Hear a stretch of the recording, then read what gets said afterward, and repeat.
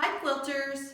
Today I have a project and it's off of the big quilt. So one of the first things that I did was make a test pattern. And I always like to use up my test patterns. So this one is on making a sleeve, and the sleeve is the part that goes on the back of a quilt. If you want to hang it up, it is made so you can put some sort of rod through the back of it and hang it. Sometimes I'll give someone a baby quilt and they'll want to hang it on a wall. So if you add a sleeve and you add a special message on the sleeve, then that is nice. And that is what I've done in this particular application here.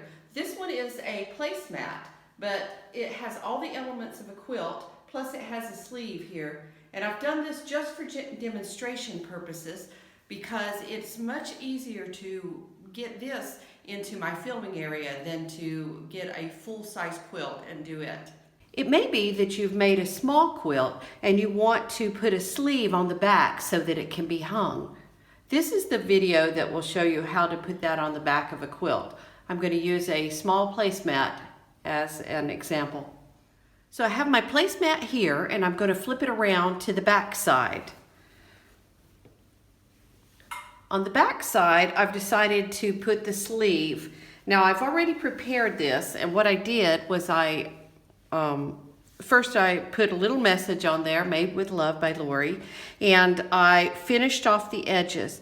I have this double folded, so it's, just folded over, and I've used about 4 inches of, about 5 inches of fabric, and I've measured it out so that it comes in just a little bit, on about 1 inch on each side, and it is going to, same as the pot holders, it's going to tuck up underneath the edge of the binding. So it's going to come in and it's going to be sewn along the same time as I sew the binding. Although actually first I'm going to sew this piece on at the exact same 1/4 inch that I would sew the binding. Actually 1/4 inch is a little bit in from that. The next thing that I will do is I will lay in the binding on top of the sleeve. So all the raw edges should be lined up along this outer raw edge on the placemat. So I've got this sewn in, the first part, the top part of the sleeve. I've used a contrasting thread so you can see a little bit better how this is done. Next, I'll come in with my binding. I'll leave myself a little bit of space on one edge because when I start with the binding, just like all the other projects, I am going to start down here and leave a good flap that I can work with when I come around to the other side. For complete instructions on binding a quilt, please refer to my binding a quilt tutorial. Now that I have my binding applied, you can see how that the sleeve will set in here. And this is, along the bottom of the sleeve is the one place where I would recommend that you do a little whip stitch around here to tack this down on the bottom.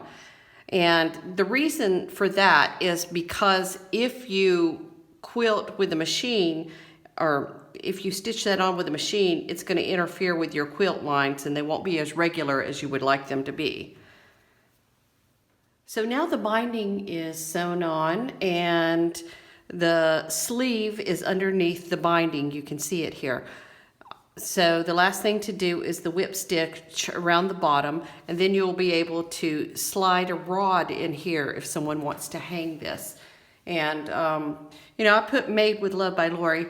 You could put a baby's name and birth date on here for a new baby. There's you could put just some little hearts or a happy birthday, whatever you want as far as the embroidery goes. It's just a nice little touch.